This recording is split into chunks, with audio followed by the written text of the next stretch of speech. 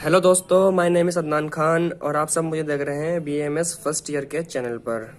तो कैसे हैं आप सब। तो दोस्तों, आज हम स्टार्ट करने वाले हैं आयुर्वेद का सब्जेक्ट जिसका नाम है रचना शारीर मतलब एनाटॉमी। आज हम एनाटॉमी का चैप्टर स्टार्ट करने वाले हैं, फर्स्ट चैप्टर यानी कि पहला अध्याय जिसका नाम है शरीरोपक्रम। ठीक है। तो फ्रेंड्स, सबसे पहली बात यह है, हम पढ़ने जा रहे हैं आयुर्वेद।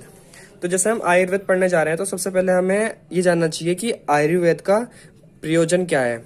अब प्रयोजन का मतलब क्या होता है? प्रयोजन का मतलब होता है पर्पस। आयुर्वेद का पर्पस क्या है? तो आयुर्वेद के दो पर्पस है। वो एक, जैसे हम आयुर्वेद पढ़ते हैं तो आयुर्वेद पूरी संस्कृत में लिखी हुई है। इसमें हमें क्या करना होता है, इसके श्लोक याद करने होते हैं। हम इसके श्लोक को सिंपल लैंग्वेज में समझेंगे यानी कि हिंदी में समझेंगे कि उनका मतलब क्या है। तो जो आयुर्वेद का प्रयोजन है मतलब आयुर्वेद का पर्पस है वो क्या है? वो है स्वास्थ्य स्वास्थ्य रक्षणम आतुरस्य विकार प्रशमनम च। इसका मतलब ये है कि जो व्यक्ति हेल्दी है यानी कि स्वस्थ है, स्वस्थ व्यक्ति की स्वास्थ्य की रक्षा करना, मतलब जो हेल्दी पर्सन है उसकी हेल्थ को मेंटेन रखना, ये इसका पहला प्रयोजन है। और दूसरा क्या है? आतुरस्य विकार प्रशमनम च, यानी किसी पर्सन के अंदर कोई व्याधि आ गई यानी कोई डिजीज उत्पन्न हो गई तो उसको ठीक करना यानी व्याधि को शांत करना। इंग्लिश में कहें तो किसी डिजीज को ट्रीटमेंट करना।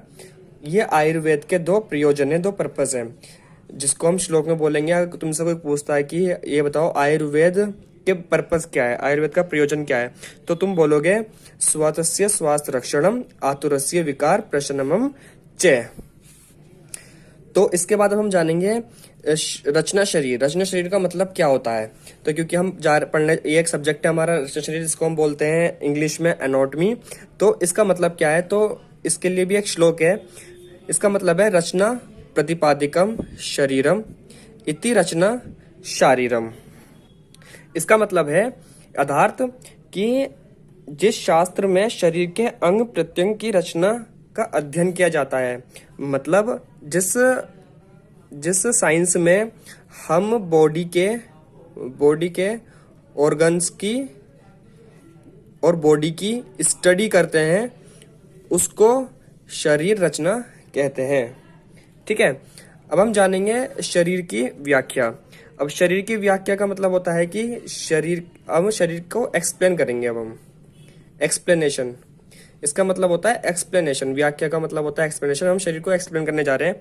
तो इसमें एक श्लोक आता है जो कि चरक का है। वो बोलते हैं, आचार्य चरक बोलते हैं, शुक्र शोणितम जीव संयोगे तू खलु कुश्रिक्ते गर्भ संज्ञा। इसका मतलब क्या है? तो इसका मतलब है, इसमें हम जानेंगे कि शरीर बना कैसे है। तो इसका मतलब है, शुक्र मतलब मैन का स्पर्म, ठीक है, स्पर्मेटोजोआ भी कह सकते हैं। और शोणितम का मतलब फीमेल का ओवम। जब ये आपस में फ्यूज होते हैं, और अगर हम बात करें आधुनिक भाषा में तो उसको हम बोलते हैं जाइगोट, और जाइगोट का फॉर्मेशन करते हैं। तो जब शुक्र शोणितम स्त्री के गर्भाशय में, यानी गर्भाशय मतलब यूट्रस, स्त्री के यानी कि फीमेल के यूट्रस में जाकर जब इनके संयोग होने के बाद इसके अंदर जीवात्मा प्रवेश करती है तो शरीर का फॉर्मेशन होता है। तो उसको नाम दिया गया है गर्भ। ठीक है। शरीर का फॉर्मेशन फिर होता है। सो फ्रेंड्स, जो अभी हमने बात की थी इस श्लोक की, शुक्र शोणितम जीव संयोगे तू खलु कुश्रिक्ते गर्भ संज्ञा, ये श्लोक था चारक का शारीर स्थान का 4th चैप्टर का 5th श्लोक। मतलब ये रेफरेंस होता है कि हमने ये श्लोक कहाँ से उठाया है।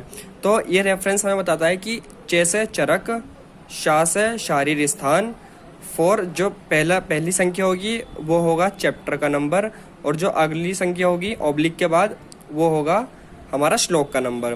तो ये श्लोक है चरक शारीर स्थान का 4th चैप्टर का 5th श्लोक। ठीक है। हम देखेंगे कि आचार्य सुश्रुत ने इसके बारे में क्या कहा है। तो अगर हम बात करते हैं आचार्य सुश्रुत के श्लोक की, तो वो है शुक्र शोणितम गर्भास्यथम आत्म प्रकृति विकार समूर्चितम गर्भ संज्ञा इत्युचित है। पहले हम इतने श्लोक के बारे में जानेंगे कि इसका मतलब क्या है। वही सेम इसी से मिलता जुलता है। इसका कहने का मतलब है मेल का स्पर्म, या फिर हम कह सकते हैं इसको स्पर्मेटाजोआ यानी कि मेल गैमीट, और शोणितम का मतलब होता है फीमेल ओवम, फीमेल का ओवम। जब इनका संयोग यूट्रस के अंदर होता है, गर्भाशय मीन्स यूट्रस, यूट्रस के अंदर जब इनका संयोग होता है उसके अंदर आत्मा प्रकृति विकार का संयोग होने के बाद उसको गर्भ नाम दिया गया है। याद रखना, उसको जब गर्भ नाम दिया गया है, शरीर नाम नहीं दिया गया। तो स्पर्मेटोजोआ ओवम का जब फ्यूजन होता है यूट्रस के अंदर, ठीक है, और उसके अंदर अगर हम आयुर्वेद की दृष्टि से देखें, शुक्र शोणितम का गर्भ में मतलब स्त्री के गर्भाशय में फ्यूजन के बाद उसके अंदर आत्मा आती है, आत्म प्रकृति विकार, आत्मा आती है, प्रकृति आती है, और विकार के जब सबका संयोग होता है, संयोग के बाद उसको गर्भ नाम दिया गया है। ठीक है, तो अब उसके बाद हम बात करते हैं, उसके बाद श्लोक क्या कहता है। तम चेतना विदिष्टान वायु विभाजती तेज एवं पचती आपहा क्लेदंती पृथ्वी सन्हन्ति आकाशम विवर्धयति एवं विर्ध्यतः स यदा हस्तपाद जिह्वा घ्राण कर्ण नितबाधि भिरम गैरुपेतः यदा शरीरम इति संज्ञा लभते।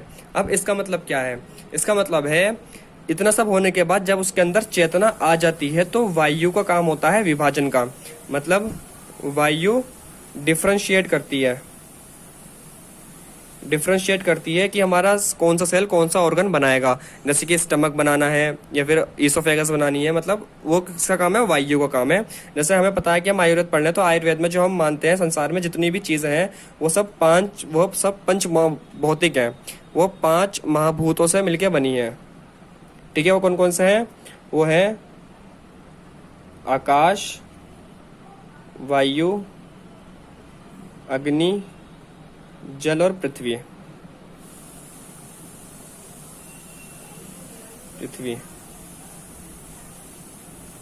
वो है आकाश, वायु, अग्नि, जल और पृथ्वी।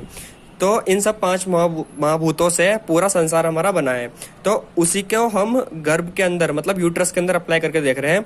तो वायु को क्या काम है यहाँ पर, वायु यहाँ पर डिफरेंशिएट करती है सेल्स को, यानी कि किसको क्या बनना है। यहाँ तेज से मतलब है अग्नि का, अग्नि एवं पचती, यानी कि जो अग्नि है वो डाइजेस्ट करती है।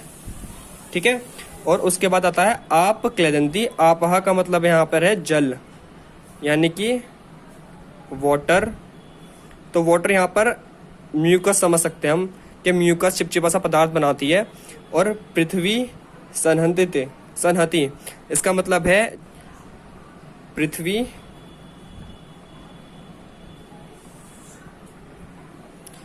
यहाँ पर सन्हति का मतलब होता है कि हार्डनेस, यहाँ पर हार्डनेस प्रोवाइड करवाती है पृथ्वी।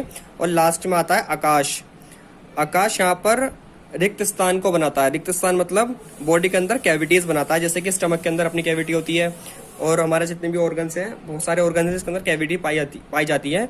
तो यहाँ पर आकाश से कैविटी बनती है। ठीक है, तो हमने क्या पढ़ा, जब शुक्र शोणितम का गर्भाशय में फ्यूजन होता है, उसके बाद उसके अंदर आत्म प्रकृति विकार का संयोग होने के बाद उसको हमने गर्भ नाम दिया है। उसके अंदर चेतना मतलब होता है आत्मा आने के बाद उसके अंदर वायु डिफरेंशिएट करती है, अग्नि से डाइजेस्ट होता है, जल से म्यूकस प्रोड्यूस होता है, पृथ्वी से हार्डनेस आती है और आकाश से कैविटी बनती है। इन सब का संयोग होने के बाद उसके अंदर हस्तपाद जिह्वा ग्रहण, यानी कि हस्तपाद जिह्वा ग्रहण मतलब होता है हाथ, पैर, जिह्वा, नाक, कर्ण आदि इत्यादि अंग प्रत्यंग का फॉर्मेशन होता है। मतलब हाथ, पैर, जिह्वा, कर्ण और इन सब का फॉर्मेशन होने के बाद तब उसको हमने शरीर नाम दिया है। तो ये किसका कहना है, यह है आचार्य सुश्रुत का कहना है। किसमें, शारीर स्थान में 5th चैप्टर का 3rd श्लोक। ठीक है, तो ये दोनों श्लोक बहुत इंपॉर्टेंट है। अगर आप याद कर सकते हो तो आप याद करना और एग्जाम में इसको लिख कर आना है। सो फ्रेंड्स, इस पार्ट में सिर्फ इतना ही। इसका नेक्स्ट पार्ट हम जल्दी से अपलोड कर देंगे। अगर आपको ये वीडियो अच्छी लगी तो आप इसको लाइक कीजिए, कमेंट कीजिए, और आपकी कोई भी प्रॉब्लम है तो आप हमसे शेयर कर सकते हैं कमेंट बॉक्स में। अगर आपने हमारे चैनल को अभी तक सब्सक्राइब नहीं किया है तो चैनल को सब्सक्राइब कीजिए, बेल आइकन को प्रेस कीजिए, जिससे हम अगली वीडियो डालें तो आपको उसका नोटिफिकेशन टाइम पर मिल जाए।